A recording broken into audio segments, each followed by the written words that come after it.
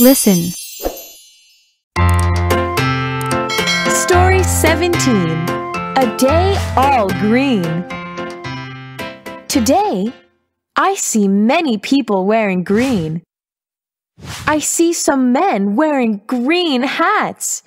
I see some girls wearing green skirts and some boys wearing green t-shirts. Why?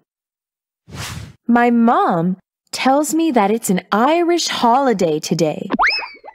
It's called St. Patrick's Day.